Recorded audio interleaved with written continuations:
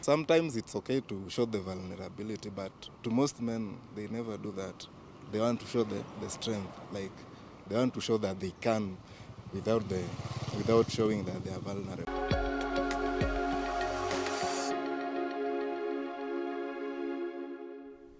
Welcome to another episode of State of Mind. My name is Dr. Tuco-Kenya, and today I'm having a spicy discussion on toxic masculinity.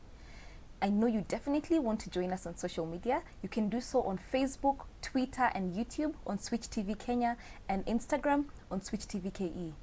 Today, I'm having guests who are purely men, no females on this set apart from me. And I'd want them to introduce themselves and tell us what they do as we delve down into the discussion of toxic masculinity. So, Pastor Gideon Kadu, tell us about yourself. All right, so interestingly, you said purely men. Like, look, you're either a man or a woman. There's no such thing as purely men, but yeah, we are men. My name is Kadu. I'm a pastor. Okay. I'm the adults pastor at Mamlaka Hill Chapel, city campus. I am married to one wife who is a female. Purely female. Purely female. And I have two kids, a boy who is 13 Yes. and a girl who is 11. Okay, Yeah. beautiful, wonderful. So, Ken Ogendo, tell us about yourself.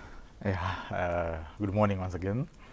My name is Kenneth Ogendo. I'm a public health specialist, and I'm a father of three.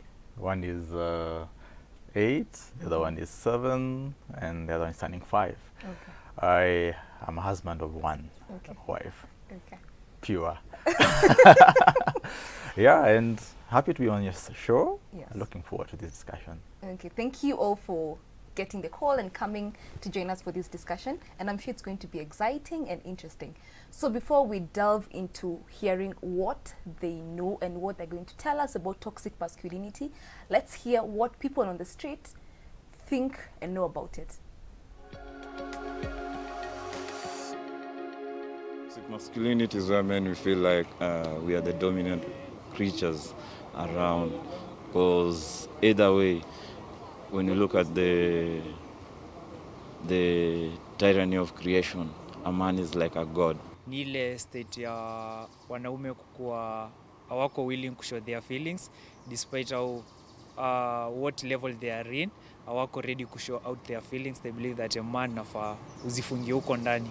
I think this is where we men or boys, we tend to use our strength to air our grievances. Like you find when I have a problem with another guy or a girl, we tend to fight instead of solving it peacefully.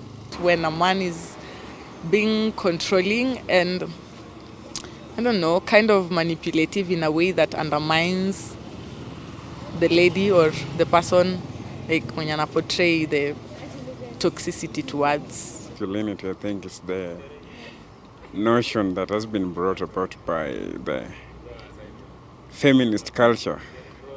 Yeah, about the men being controlling of the society and everything of the sort. Yeah.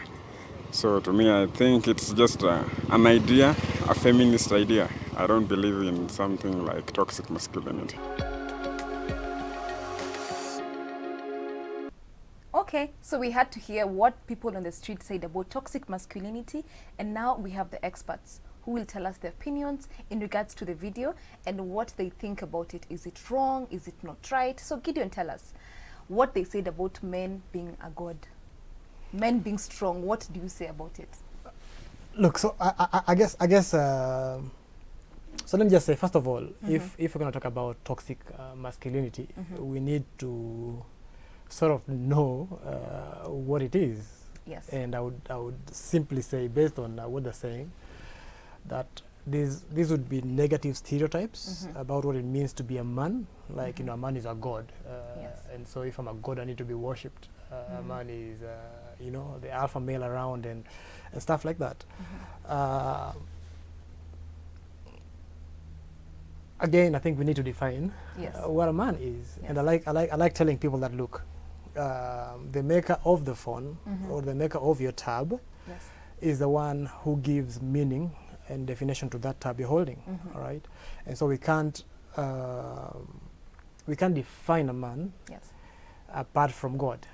God made the man, and so our definition of what a man is should be what God says about the man. And the first thing is God makes us in His image, and so we are here for a purpose, to sort of display and reflect God in creation. God gives man responsibilities right from the garden, you know, till, cultivate, take care. And so that generally is what a man is. And so if a man knows what a man ought to be, no man will go out there and start proving that, you know, I'm a man, I need to be identified. Look, I didn't wake up this morning and apply makeup. I just woke up, nimeoga na baso, na nimeenda. Why? I'm a man, you understand? So yeah, I guess that would be it for me. Okay, that would be it for you. Thank you for that huge description in regards to man, where you come from, and the relationship around God with that. So, Ken, tell us, that discussion of toxic masculinity being where men are undermining women and battering them, and you know, around it, what is your opinion in regards to that? So picking from where Pastor Kadu has left us and looking at the videos you've just shown us, Yes. we are surrounded by a lot of stereotypes. There's a lot of nuances around who a man is. Yes. I'm sure you've heard of the song back in the day, Mwanaume ni effort. Ni effort. Yeah, other people say Mwanaume ni deni. And you can see how many apps are out there and how many people are going through mental pressure and depression because they're in so many apps with so many debts. There is one singer, you know, who sang and said, "Mwanaume sio biceps," and another one said, "I'm just a man." I think that was Kanji. The former one was Giuliani back in the day. Now, when you look at these stories around us, they're trying to tell us that what a man is and what a man is not. So I like what he's saying, that we need to base it on what the manufacturer says. But for me, from a public health perspective, Yes. I am also saying that we are socialized to meet expectations that we cannot meet. A man is supposed to deliver on so many things. We expect you to have money. We expect you to have a car. We expect you to have a house. Yes. We have been socialized to have it all together. But really, can you have it all together in this world? Probably it's not that easy. I was reading somewhere. Unless you wash. Unless Unless we wash. Yes. You know, we were just having a discussion, and I was remembering we were back in the day. Men were supposed to go and hunt. It was about muscle. Yes. It was about power, Strength, physical strength. courage. But right now, it's about how well your CV looks like on LinkedIn, on Brighter Monday.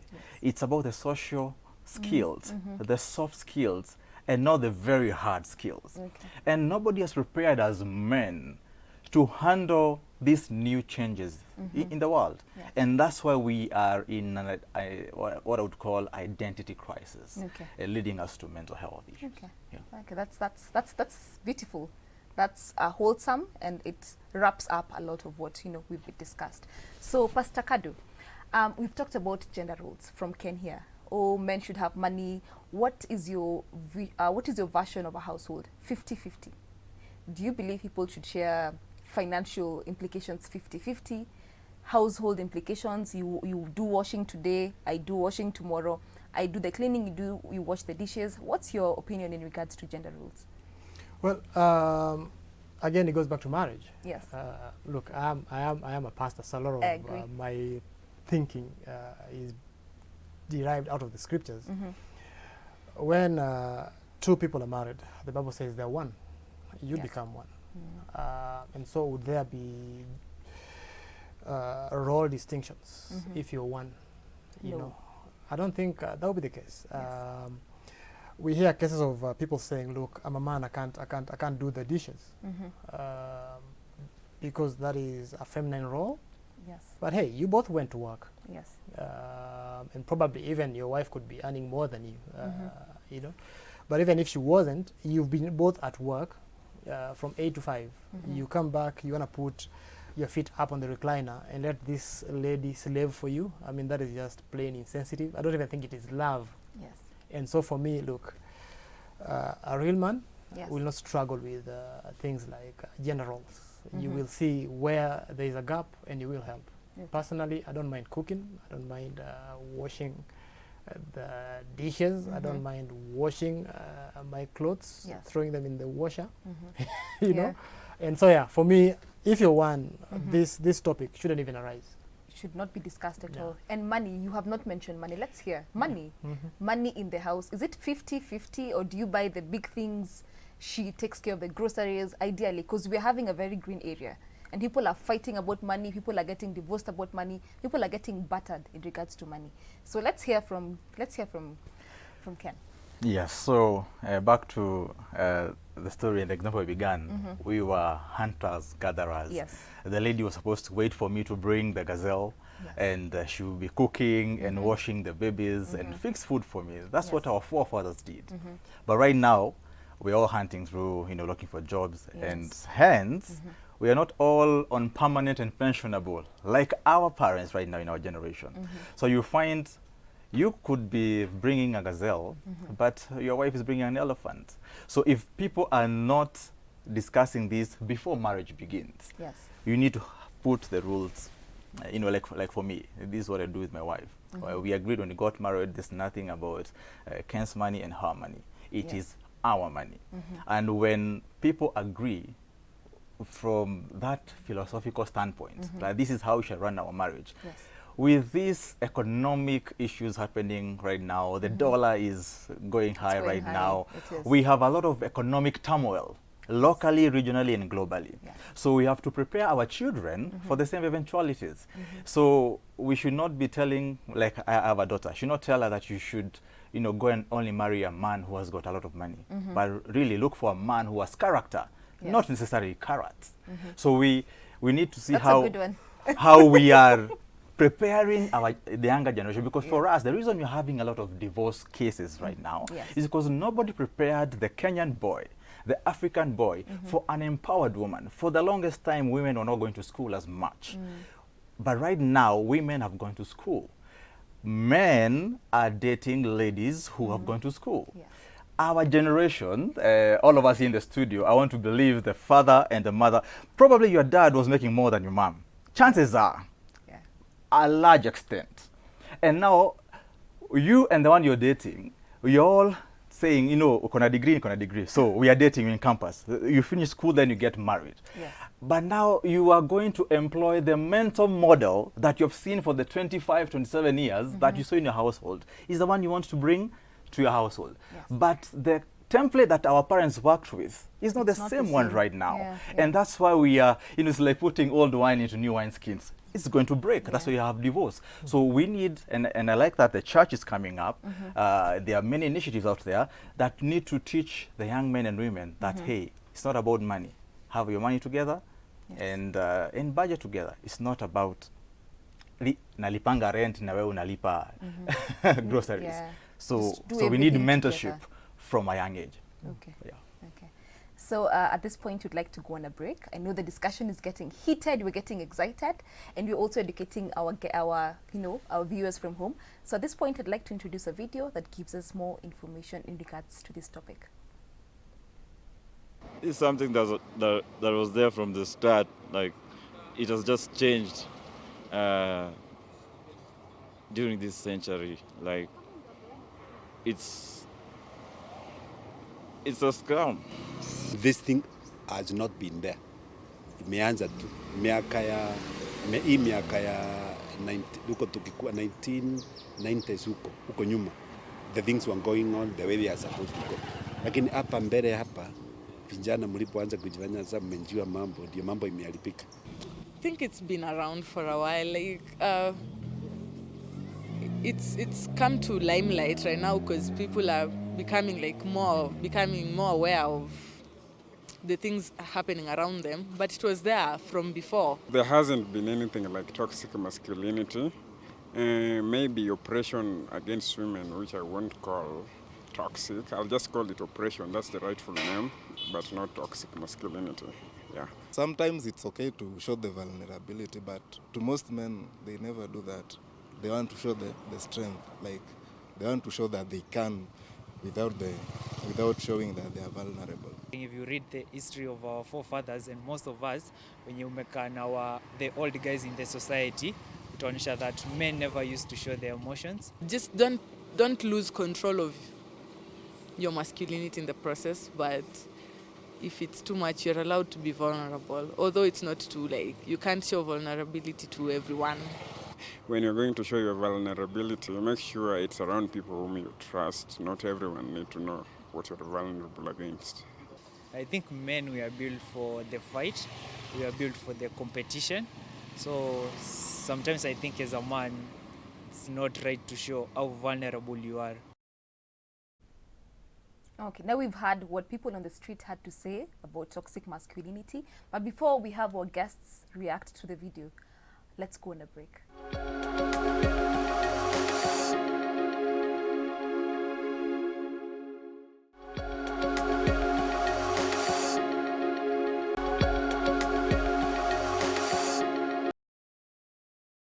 Welcome back from the break.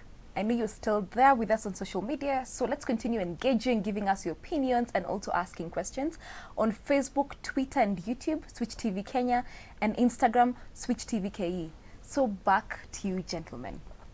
You have had that discussion.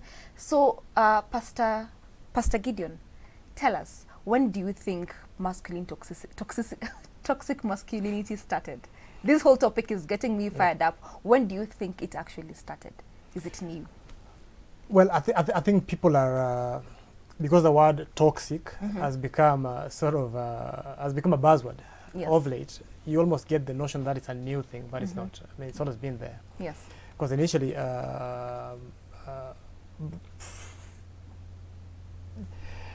men initially were being castigated for not being man enough.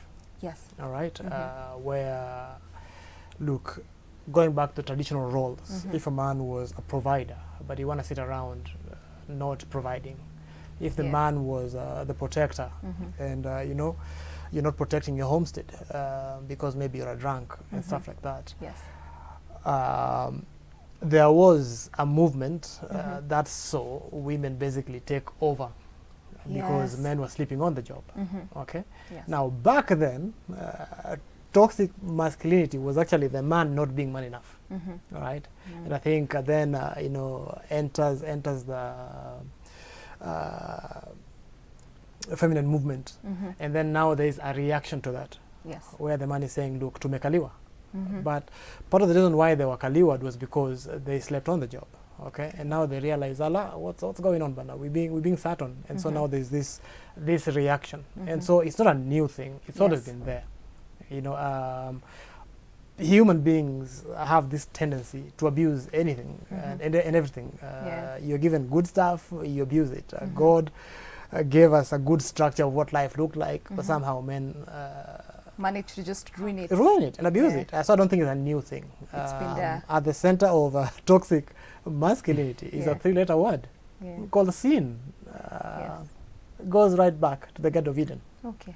So it's been there for a long time, because one of the men said that ni mmekuwa wajuaji wanaume, ni vijana wadogo, you're ruining things. But from your perspective, you feel like it's been there for a long time. It's been there, it's been going on for long. So now, Ken, there's something that was mentioned about vulnerability, which has been coming up a lot. You're not vulnerable, so you're bottling up emotions and then now getting it out in the wrong way. How do you as men become vulnerable, ensuring you're not being toxic? Who do you share your things bothering you with? Do you go for therapy? Great question. So men are usually very protective and we are less trusting. And sometimes we look at it like we were wired to be lone rangers, and hence we've been set up to fail by what the society expects us, because you do not want to cry. You do not want to show weakness.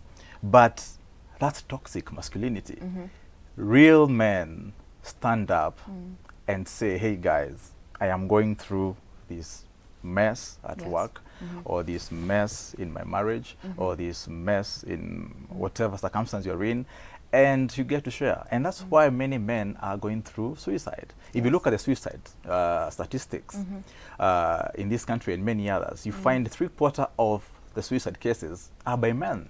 Because we are naturally not inclined to sharing our problems. Yes. And even you look at things like chamas. I know ladies love chamas. We love chamas. My wife can make friends very quickly. There's a group they joined and they gelled within 3 months, and now I see them, they are bosom buddies. For a man, I want to trust that high school buddy, that campus roommate. That's the guy I feel like I can tell anything. Because we are less trusting. And so we need to have, you know, borrow some of these social skills from our female counterparts and see how can we become vulnerable. Because a real man is one who shares his problem with a particular person who they trust. I like what the guy said on the video, that you are not going to publicize everything on social media and say we do it all the time. that this is what I'm going through. Yes. People will just enjoy the gossip and move on. They might not even pray for you, but they will gossip about you.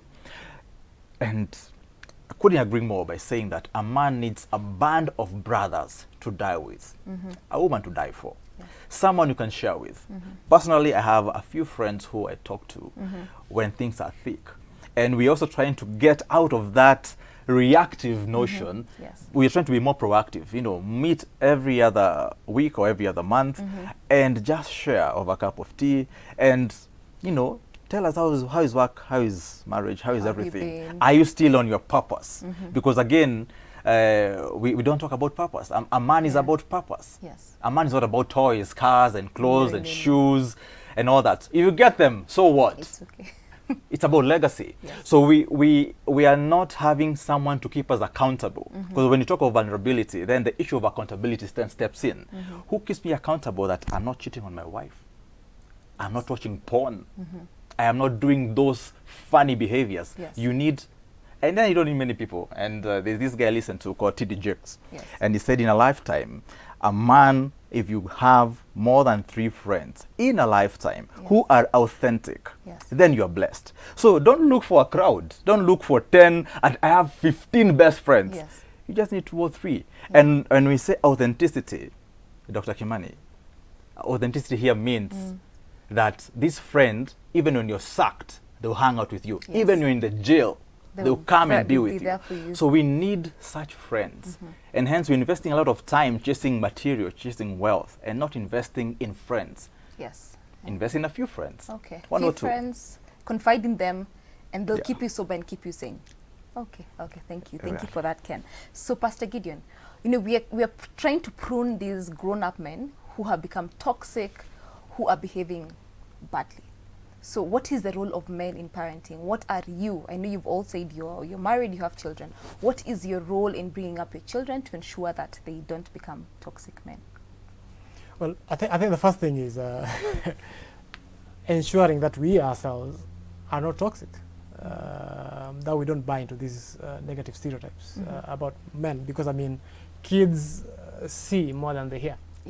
Okay, so you can teach them stuff, but they observe you. They see how you treat your wife. They see how you behave in the house. They see whether you are the type who will go to the kitchen and stuff like that.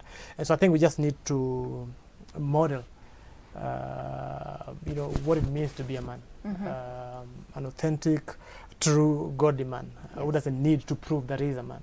They will see it. And, you know, as you train them, hopefully, our prayer is that they turn out right. You know, how they treat women will be based on how you treat your wife. Most of these dudes who abuse women, you talk to them, and then you realize they came from very abusive homes. If you saw your father beat your mother, then you almost grow up knowing that this is normal. And it's the right thing to actually If a woman speaks back, you slap, you know, the woman. So basically, as men, we need to model what it means to be a man. And so teach, yes, but model. So teach, but model. So we're getting to the tail part of this discussion. So I'd like to ask you to give us your closing remarks. What comes to the top of your mind when it comes to curbing toxic masculinity in this generation? Tell us. Wow. Yeah, that's a great question. And I just had a nudge on what you're saying, that, you know, as men at home, you need to have the courage to go on the floor and do a bougie, bougie, bougie. You know, those things that, you know, play with the kids, Yes. because, you know, from public health, when you play with the kids from the time they become sharper and better in life. So traditionally, our dads didn't do that. So just doing remote and gazeti. So we have a challenge. Yes. So as men, we really need to, you know, roll the sleeves and engage, not just in parenting. We need to have a culture of excellence as individuals first. We need to have a culture of excellence as men in the household, even in the matatu. Right now it's raining. Wakiongeza fare, we want a man to take initiative and ask. Yes. If you see things are not going well in your community, in your estate, a man should take responsibility and ask what's not going right. Because these kids are watching us. If we keep quiet, then we are going to raise a naive and apathetic generation moving forward. And also, in Mata's country, you know, a man has a responsibility in the family, in the community, and in the country. So a man needs to identify a mission, something to do, something to live for, something that wakes you up every morning, something worthy to die for. And I think I would just sum it up and say a man without purpose is like is like a ship without rudder. It's not anchored. So when a man finds purpose and hinge it on God, then that man is bound to succeed with accountability and all the structures I've talked about. And he'll have the courage to face all these nuances that are telling him, kuwa na pesa, kuwa nini hapana, you know. Yeah, you have the purpose and you have the direction. Okay, thank you for that. So, Pastor Gideon? Yeah, I mean, look, there's at the heart of toxic masculinity is a man trying to prove that he is a man. Yes. But look, God made you a man. Yes. Embrace your identity based on what God says about you. As the man, find your security and significance and worth in God rather than in things. Because part of the reason why, again, men are suffering is because we've chosen to identify ourselves with consumerism and material stuff. You know, so when Ken and I meet, you know, the first thing is, you know, I size him up. Where do you live? Where Where's do your your kids go to car? school? Where is your car? Yes. And stuff like that, you know. These are not the things that define us, because I keep asking people, on the day that you die, you take none of these things with you. Yes. And you go before your maker. And what will matter? Yes. Were you what God made you to be? And so Okay. let's find our security and significance and worth and value in God. Okay. Rather than things. That way we won't need to prove that we're meant. To anyone that you're actually a man. Yeah. Okay, good. So would you like to share your social media handles, gentlemen? Sure. Okay, good. Tell us, where can people find you if you want to learn, you know, probably ask you questions and engage you more in regards to this topic? For me, you can find me on Afyafi 360. Sorry? Afyafi 360 Okay. on all social media handles. Okay, Yeah. good. Well, I am not a big social media person, but I'm at Gideon Kadu on Twitter, and I'm Okay. also Gideon Kadu on Facebook, I On think. Facebook. Good. So thank you for the home audience for joining us, where we've had this amazing discussion with these gentlemen who've engaged us, taught us, and if you'd like to join them online, they've shared the handles with us. So see you next time.